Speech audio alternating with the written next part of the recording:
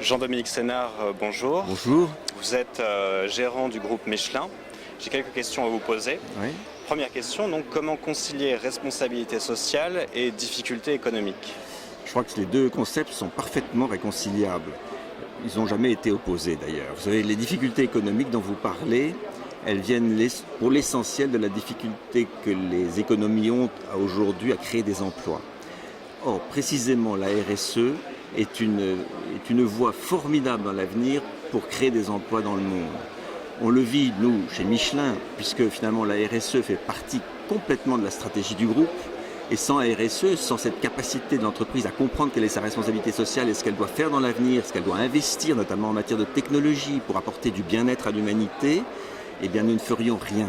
Par conséquent, c'est totalement intégré à l'entreprise et si nous créons des emplois dans le monde aujourd'hui, c'est précisément parce que la RSE nous y entraîne naturellement.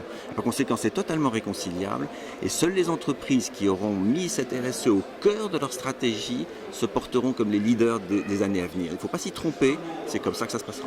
D'accord. Et faut-il avoir foi en l'avenir de l'industrie française? Oui, bien sûr. Et vous vous adressez à quelqu'un qui a énormément parlé sur le sujet, peut-être trop d'ailleurs, je ne sais pas, en tous les cas, qui est totalement convaincu que c'est possible. Je pense qu'il n'y a aucune fatalité à la désindustrialisation de notre pays. Au contraire, simplement il y a un certain nombre de conditions pour que ça se fasse. Et entre autres conditions, il faut que l'environnement du pays comprenne que l'industrie doit, je dirais, changer, elle doit évoluer. Il y a comme une forme de mutation qui doit se faire parce que dans le monde entier, l'évolution est extrêmement rapide. Et si on ne s'adapte pas à cette mutation, eh bien nous allons avoir des gros problèmes dans l'avenir. Si nous le comprenons, si notre environnement social, politique, économique le comprend, eh bien on gagnera la partie. Ça passe par toute une série de conditions toutes simples, un environnement favorable à l'entreprise, une stabilité, une grande stabilité de l'environnement général, notamment réglementaire, fiscal et législatif.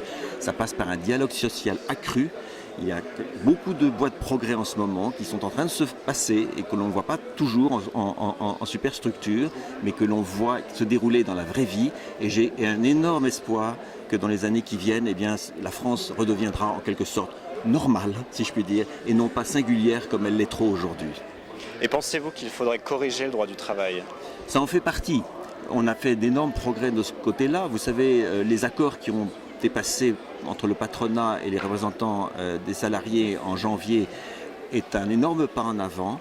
Il donne à l'entreprise la capacité de cette négociation sociale à son niveau en lui donnant plus de marge de manœuvre et c'est très bien, c'est comme ça que ça doit se passer dans l'avenir.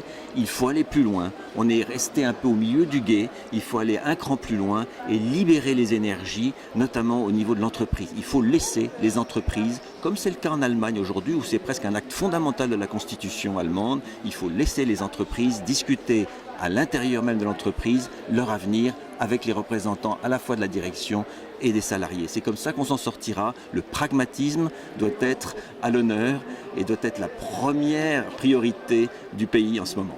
Merci beaucoup, Monsieur Sénard. Voilà, je vous en prie.